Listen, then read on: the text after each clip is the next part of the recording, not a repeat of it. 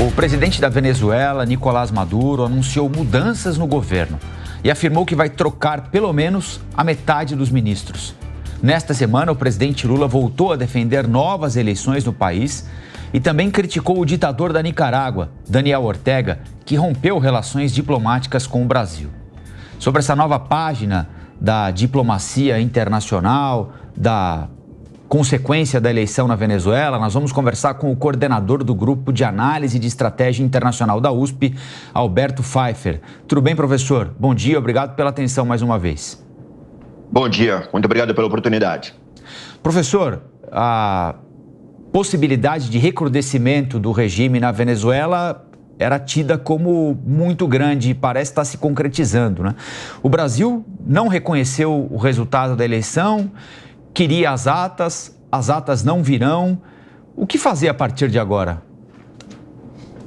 Agora, em primeiro lugar, é entender que nós estamos lidando com um Estado soberano, com outro país que tem a sua lógica própria, a sua lei própria, mas que tem o atual governo, o atual regime tripudiado, tanto sobre esta lei como sobre a comunidade internacional, fazendo promessas, dando expectativas que não se concretizam. Então, nós estamos diante de um vizinho incômodo. Esse é o padrão do regime chavista, do regime atualmente liderado por Nicolás Maduro. Não há como o Brasil, neste momento, atuar além do que pode ser viabilizado pelos canais de comunicação bilaterais ou multilaterais, além de manifestações orais, verbais, além de eventuais sanções ou dificuldades em relação a esse regime. Nós podemos condenar, nós podemos cobrar, mas nós não podemos fazer mais nada do que isso. Agora, isso pode representar uma conivência, e essa conivência pode ir de encontro ao nosso interesse nacional, a partir do momento que essa instabilidade gerada por Nicolás Maduro, porque certamente, neste momento, parte grande da população ligada à oposição está nesse processo ainda de manifestação, de repúdio a esse golpe que foi a eleição que reelegeu Nicolás Maduro, mas, ao mesmo tempo, em algum momento, essa população vai começar a sair do país novamente, a gerar transtornos na fronteira. Então, isso vai ter impacto sobre nós. Além do que, o olhar complacente do regime com a criminalidade internacional, com o crime organizado, com o narcotráfico, com o garimpo ilegal, com o tráfico de pessoas, igualmente impacta o Brasil, impacta toda a região. E, por fim, não menos importante, as parcerias internacionais com regimes também desse modelo autocrático, que não tem muita relação com a região, me refiro à Rússia, me refiro à China, me refiro ao Irã, e as pressões no entorno, né? Na Guiana Essequibo, as conexões que levam a uma instabilidade constante num vizinho de fronteira nosso. Agora, professor, em meio a todo esse cenário, os protestos na Venezuela continuam. O jornal Estado de São Paulo reproduziu alguns relatos do jornal Washington Post assustadores, mostrando que, dentre esses milhares de presos pela ditadura de Nicolás Maduro, há pelo menos 120 adolescentes. E aí, nesse cenário também em que crianças e adolescentes acabam sendo também presas, vítimas dessa repressão, a gente tem o Nicolás Maduro que anuncia a troca de ministros, pelo menos metade do quadro de lideranças do governo, da chefia da estatal de petróleo, e isso afasta cada vez mais a possibilidade de recuo, de mudança. A situação vai ser essa? Não vai haver mudanças? Não, vai ser o endurecimento. A mudança é uma mudança para pior, é uma mudança para a escalada do endurecimento, para o fechamento do regime, para o ensimesmamento de Nicolás Maduro e da seu círculo mais próximo, para se manter no poder, tendo sido claramente derrotado nas urnas e tendo recebido contestação internacional dos parceiros ocidentais.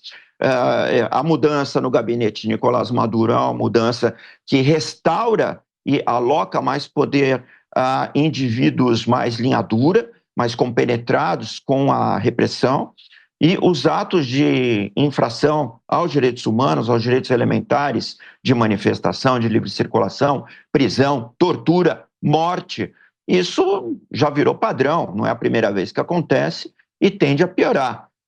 Essas são as notícias que nós conseguimos receber, em grande parte, devido ao trabalho da oposição que faz esse tipo de contabilidade. O regime certamente diz que prende até de uma maneira, a partir da mera suspeita. Há uma repressão, os relatos são assustadores, e o fato de haver crianças, adolescentes envolvidos apenas mostra que essa prática vai continuar e que não, ou a comunidade internacional se levanta contra isso de uma maneira muito firme, muito assertiva, ou nós vamos ter que tolerar isso na nossa fronteira. Professora Amanda Klein tem uma pergunta para o senhor também. Amanda. Professor, bom dia. Eu fico muito em dúvida para saber quais serão os próximos passos das relações diplomáticas do Brasil com a Venezuela, porque até aqui o Brasil tem feito uma dobradinha com a Colômbia, o México já pulou fora. Na última nota conjunta, eles reforçaram, dizendo que não reconhecem o resultado, mas voltam a cobrar as atas. É óbvio que essas atas nunca aparecerão, a própria Venezuela, o governo já disse que não aparecerão, a Suprema Corte de Justiça reconheceu a eleição de Maduro, Estados Unidos e vários países europeus reagiram com uma nota dura, dizendo que não reconhecem esse resultado. E Brasil e Colômbia ficam numa espécie de limbo aí, de meio termo. É lógico que há um esfriamento das relações, tanto que Lula e Maduro não conversaram. Agora eu fico imaginando quais serão os próximos passos, até porque isso será cobrado internamente do governo Lula, né? Tem um cenário interno também, os eleitores a quem o Lula terá que responder. Sondagens do Brasil já demonstram que a opinião pública é majoritariamente contrária a posição do governo, no sentido de ter esse olhar condescendente, essa ação morna com relação ao governo de Nicolás Maduro. Brasil e Colômbia têm a especificidade de compartilharem fronteiras vivas, né? A fronteira da Venezuela com a Guiana é uma fronteira, vamos dizer, natural, uma grande floresta, rios, mas Brasil e Colômbia, principalmente a Colômbia, recebem um grande influxo de imigrantes venezuelanos. Então, tem aí um lado social, tem um lado objetivo e pragmático, que é a gestão do cotidiano, do dia a dia, né? Então, é necessário ter meios, canais de comunicação para dar conta dessas demandas das sociedades envolvidas. Agora, é necessário que o Brasil, principalmente o Brasil, assuma uma posição mais firme no sentido de que, se o Brasil quer aumentar a sua influência na região, como maior país da região, compete ao Brasil dizer a Nicolás Maduro, em primeiro lugar, que não concorda com essa grande trapaça que foi o processo eleitoral, em segundo lugar, que vai definir ou vai minimizar o relacionamento para o meramente essencial, para o meramente necessário para a sobrevivência da vida dos cidadãos. Agora, continuar com canais de comunicação, tentando passar pano, tentando dizer, vamos tentar novas eleições, que são propostas que nem a Nicolás Maduro fazem sentido. Então fica essa pretensa moderação criativa do Brasil e da Colômbia, passa a ser uma coisa inócua e até ridicularizante, porque não faz sentido, simplesmente diante da realidade dos fatos. Nicolás Maduro é uma ditadura, quer dizer, é um ditador instaurado numa ditadura e não vai sair do governo, a não ser que haja uma ação muito firme de parte da comunidade internacional, sendo que ele tem o respaldo de outra parte. E essas partes estão envolvidas num jogo geopolítico de contexto global. Então, o que nós temos aqui é um espelhamento do grande conflito entre Ocidente, democracias, economias livres, versus os regimes autárquicos, autoritários, e isso está aqui na nossa fronteira.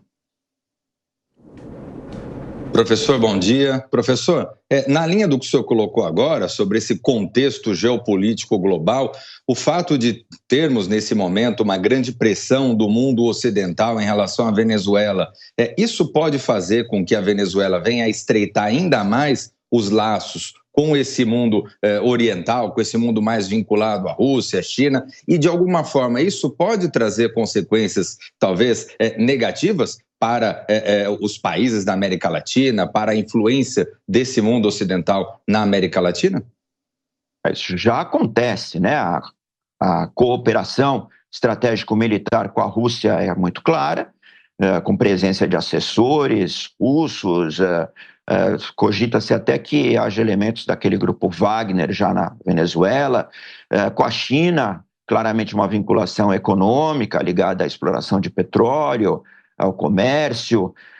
Com o Irã também, nós não prestamos muita atenção, mas o principal parceiro do Irã na América Latina hoje é a Venezuela, laços muito estreitos entre esses dois países, com a Turquia também, e nada contra as características próprias desses regimes, dessas sociedades, mas isso representa novas influências na região, novas influências na nossa fronteira, na nossa zona de influência, na nossa zona, digo do Brasil, de interesse. Então, sim, isso afeta profundamente e afeta mais ainda, e sempre é bom enfatizar isso, porque a Venezuela se transformou num lugar de livre operação do crime organizado transnacional, nas suas múltiplas dimensões, narcotráfico, lavagem de dinheiro, tráfico de pessoas, tráfico de biodiversidade, garimpo ilegal, enfim. Então, isso tem um impacto direto sobre a vida brasileira, sobre a vida do brasileiro, sobre a vida da nossa sociedade.